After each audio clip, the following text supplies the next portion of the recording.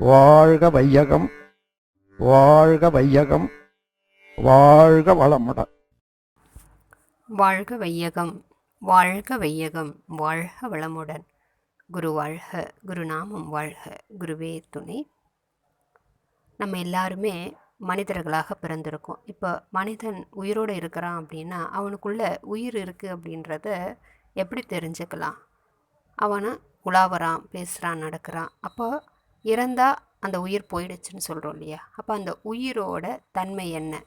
இப்போ நம்ம உடம்புல ஒரு வியாதி வந்தாலும் சரி, ஒரு புண்ணு வந்தாலும் சரி, அதையெல்லாம் ஆற்றுவதற்கு, அதை சரி செய்வதற்கு தேவையான செயல்களெல்லாம் யார் செய்கிறான்னா அது உள்ளே இருக்கிற செல்லு தானாகவே செய்யும்னு சொல்கிறாங்க. அப்போ உடலில் எந்த உறுப்பு நோய்க்கு வந்தாலும் அந்த நோய்க்கு தக்க மருந்தை தயார் செய்து அனுப்புவதற்கு அந்த சக்தி ஒவ்வொரு செல்லுக்கிட்டையும் இருக்குன்றாங்க. ஆனால் அதையும் மீறி நம்ம எவ்வளோ தான் வலிமையானவர்களாக இருந்தாலும் நம்ம எல்லாரையும் விட வலிமை மிக்கதாக ஒன்று நம்ம எல்லாரையும் ஈர்த்து பிடிச்சி வச்சிட்ருக்கு. அது மனிதனாக இருந்தாலும் சரி, உலகமாக இருந்தாலும் சரி, இல்லை ஒரு ஜடப்பொருளாக இருந்தாலும் சரி, எல்லாத்தையும் ஈர்த்து பிடிக்கிற ஒரு சக்தி அது எல்லாரோட மையத்துலேயும் அமைஞ்சிருக்கு. அதனோட பெரிய ஒரு மையப்புள்ளியாக அது எல்லாத்தையும் கடந்த ஒரு சக்தியாக எது இருக்குது அப்படின்றத தான் சுவாமிஜி நமக்கு விளக்கம் கொடுக்குறாரு. அந்த விளக்கத்தை அறிந்து அந்த நம்ம எல்லாரையும் ஈர்க்கிற அந்த சக்தியோடு நாமளும் இணைந்து வாழ்ந்தால் நாம் நோயின்றி உண்மையை உணர்ந்த அறிவு பெற்ற, ஆறாம் அறிவு பெற்ற மனிதனாக வாழலாம். அவ்வறிவை பெறுவதற்கு குருவின் விளக்கம் நமக்கு நல்ல தெளிவை தருகிறது. வாழ்க வளமுடன். சுவாமிஜி, அன்புக்குரல் புத்தகத்தில் கருமையம் மூலாதாரத்தில் உள்ளது என்று நன்கு விளக்கியுள்ளீர்கள்.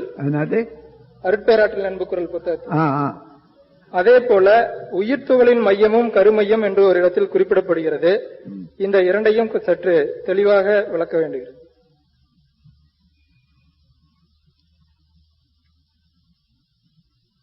உயிர்த்துகள் என்பது என்ன என்றால், இறைநிலையிலே அடங்கி இருந்த இரண்டு சக்தி, இரண்டு தன்மைகள், வேகம் விவேகம். வேகம் என்றது ஃபோர்ஸ், விவேகம் என்றது கான்சியஸ்னஸ். அந்த கான்சியஸ்னஸ் என்றக்கூடிய விவேகத்தை சிந்தனையாகவோ அல்லது உணர்ச்சியாகவோ எடுத்துக்கொள்ளக்கூடாது. அது ஜீவன்களாண்ட வர்றபோது தான் சிந்தனையும் உணர்ச்சியாக மாறும். அதுக்கு முன்னதாகவே கான்சியஸ்னஸ் என்று சொன்னாலே இயக்க ஒழுங்கு.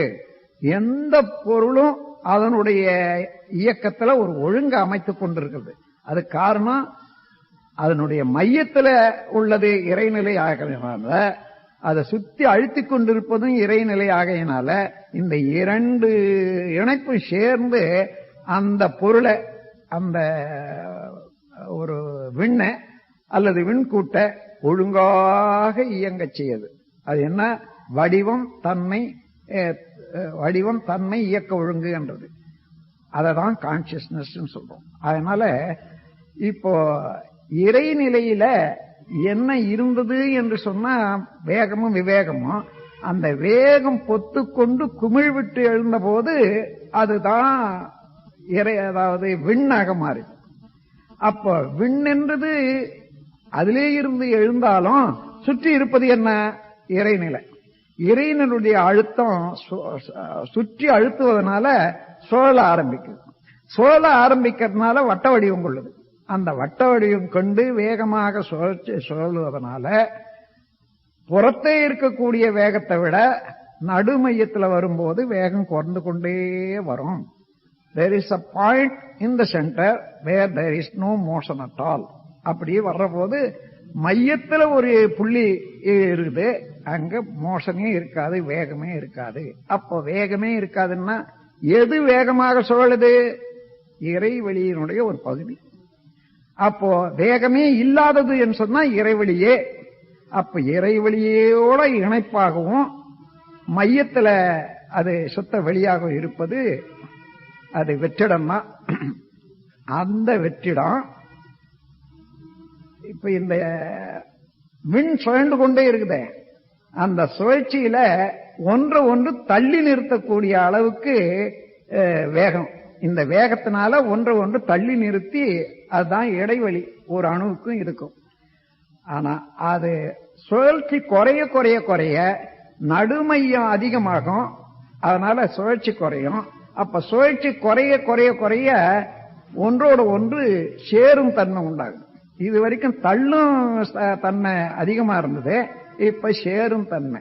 அப்ப 2 அணுக்கள் 10 அணுக்கள் 8 அணுக்கள் எல்லாம் கூடி சேரும் தன்மை இருக்கும் போது, நெருங்கி இயங்குற போது அந்த அணுக்களுடைய கூட்டுதான் உருவங்களாகி பல கோள்களாக வருது. அப்போ உலகத்தை எடுத்துக்கொள்ளுங்க. இந்த உலகம்ன்றது என்ன? பல கோடி கோடான கோடி விண் துகள்கள் சேர்ந்து ஒன்றிணைந்து அது காற்றாக நீராக நிலமாக வந்ததுல உலகம் ஒண்ணு. இப்போ உலகம் என்பது விண்ணனுடைய, அதான் மண்ணிலே விண்ணை கண்டான் என்று சொல்வார்கள், விண்ணனுடைய தொகுப்பு தான், கூட்டு இயக்கம் தான் என்ற போது, எல்லாம் கூடி இயங்குற போது அந்த நடுமையமும் இந்த இயக்கத்தில் வரக்கூடிய அலையும் ரெண்டும் சேர்ந்து காந்த களமா இல்லையா ஆறுது. அந்த காந்த களத்தினுடைய அழுத்தம் இந்த பூமியினுடைய நடுமையம் போய் சேருது. அதனால அத சென்டிபீட்டல் போர்ஸ் சொல்லுவாங்க. இந்த பூமி மேல எந்த பொருளை வச்சாலும் நடுமையம் நோக்கி இழுக்கிறதுக்கு அதான் காரணம். எந்த இடத்துல வச்சாலும் சரி நடுமையம் நோக்கி இழுக்கும். காரணம் அந்த காந்த களம், காந்த மையம் அழுத்தம் பெற்றதுனால. ஏன் அழுத்தம் பெற்றது? இந்த வேகமாக சுழலும் போது மைய பகுதியில கெட்டி பொருள் தான் நிக்க முடியும், மற்ற பொருள் எல்லாம் தள்ளி நிறுத்தது. உலகத்திலேயே கெட்டி பொருள் எதுன்னா இறைவெளி தான் கெட்டி பொருள், மிச்சமெல்லாம் பொறை. அதாவது நீங்க தண்ணிய வச்சு பாக்குறீங்க, தண்ணியில ஒரு குமிழ் வருது, குமிழ் தான் தெரியுது, ஆனா தண்ணி தெரியல. தண்ணி அழுத்தம், குமிழ்ல காற்று இருக்குது, குறைவா இருக்குது தண்ணி, காற்று ஜாஸ்தியா இருக்குது, அதுதான் தெரியுது. அதே போல நாம தோற்றங்கள் எல்லாம் வலுவிழந்த பொருட்கள், அந்த இறைவெளியோட ஒத்து பார்க்கிற போது வலுவிழந்த பொருட்கள், வலுவி இழக்காத கெட்டியாக இருக்கக்கூடியது எதுன்னா அது இறைவெளிதான். ஆகவே இந்த கெட்டியாக இருக்கக்கூடிய பொருள் மையத்துல சேருவதனால அப்ப பொருட்கள் எல்லாம் இழுக்கக்கூடிய தன்மை வருது. அது மாதிரி விண்ணிலை எப்படி நடுமையம் இழுக்குதோ, ஒன்று ஒன்று இழுத்து ஆகர்ஷண சக்தியா இருக்குதோ, அதே போல இந்த உலகங்கள்ல எல்லா உலகங்கள்லயும் நடுமையம் சென்டிபிட்டல் போர்ஸ் என்று மற்ற பொருட்களை இழுக்கக்கூடிய சக்தியாக இருக்குது. அதுவே அந்த உலகத்துல தோன்றிய உயிர்களுக்கெல்லாம் காந்த சோலால நடுமையம் தோன்றுகிறது.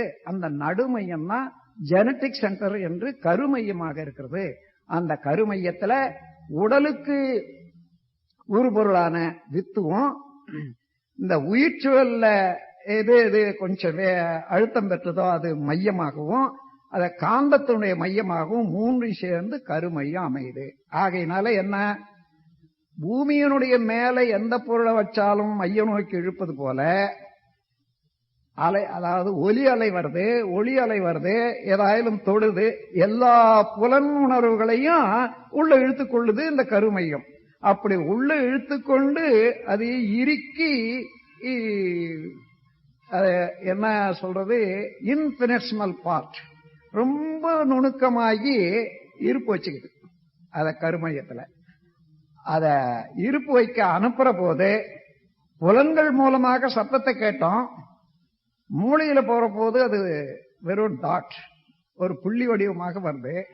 மூளை அத அலையாக்கிது, அலையான உடனே நிலைக்கு வருது. அதன் பிறகு அந்த மன அலை எந்த அளவுல இயங்குதோ அதுக்கு தகுந்தவாறு பதிந்த பதிவுகள்ல ஒவ்வொரு பதிவையும் விரித்து காட்டுகிறது, அதான் எண்ணங்கள். ஆகையினால இப்போ பிரபஞ்சத்துல ஒவ்வொரு பரமாணு விண் எடுத்துக்கொள்ளுங்க, அந்த விண்மையத்தில் இருக்கக்கூடிய இறைவெளியும் எல்லா கோள்கள்ல உள்ள இறைவெளியும் ஜீவன்கள்ல உள்ள இறைவெளியும் ஒன்றாகவே சேர்ந்து ஒன்றோடு ஒன்று கலந்து கூட்டுறவாகத்தான் இருந்து எல்லா இயக்கங்களும் நடைபெறுவதனால அந்த ஆகர்ஷண சக்தியை ஒட்டி பார்க்கிற போது இந்த பிரபஞ்சம் முழுவதும் ஒவ்வொரு எந்த பொருளையும் தாண்டி போக முடியாது, எல்லாம் எல்லாவற்றோட இணைந்து செயல்படுகின்றது என்பதை உணர்வதற்கு விண்ணிலே இருந்த கருமையம் உலகங்கள்ல உள்ள கருமையம், மனித அதாவது ஜீவன்கள்ல உள்ள கருமையம் மூன்றையும் தெரிந்து கொண்டோம்னா அவைகளுடைய இணைப்பும் அந்த ஒத்துழைப்பும் நன்றாக தெரியும்.